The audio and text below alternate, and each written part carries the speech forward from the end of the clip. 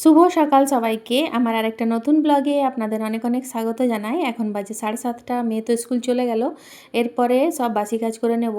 আজকে তো শ্রাবণ মাসের লাস্ট সোমবার, আজকে ঘরেই পুজো করব। তো পুরো উঠান ধুয়ে নিলাম, দেখুন বাইরেও ধুয়ে নিলাম।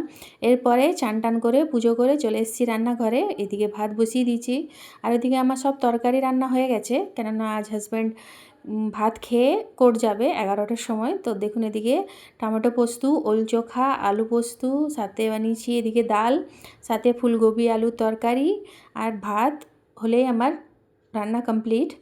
আজকে আমি একটা নতুন রেসিপি বানাবো, চলুন আপনাদের সাথেও শেয়ার করব। তার জন্য আমি ঘি নিয়ে নিয়েছি, ছোটো চামচের 4 চামচ ঘিটাকে একটু গরম করে নিয়েছি।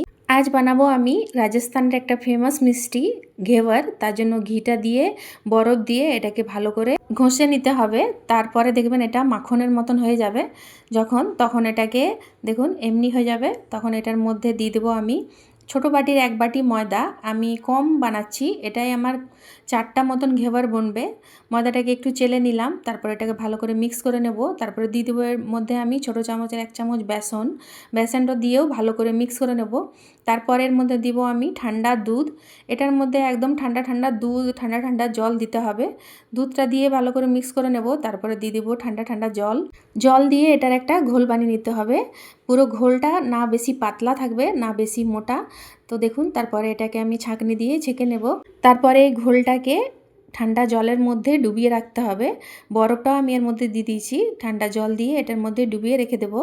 তারপরে এদিকে তেল গরম হতে দিয়ে দিয়েছি, একটা সসপ্যানের মধ্যে আমি তেল দিয়ে দিয়েছি। তেলটাকে ভালো করে গরম করে নিতে হবে। তারপরে উপর থেকে একটু একটু করে এই ঘোলটা দিতে হবে, তাহলে দেখবেন খুব সুন্দর জালি মতন হয়ে যাবে। এই রেসিপিটা বানাতে একটু ধৈর্য ধরে বানাতে হবে, কিন্তু বানাবার পর এটা দারুণ লাগে খেতে। একবার ঘরে আপনারাও ট্রাই করতে পারেন। আমার এই ছোট ছোট ভিডিওগুলো যদি আপনাদেরকে দেখতে ভালো লাগে তাহলে অবশ্যই সাবস্ক্রাইব করবেন, আর যারা ফেসবুক থেকে দেখছেন তারা অবশ্যই ফলো করবেন। দেখুন এমনি করে বানিয়ে আমার 4টা বানানো হয়ে গেল।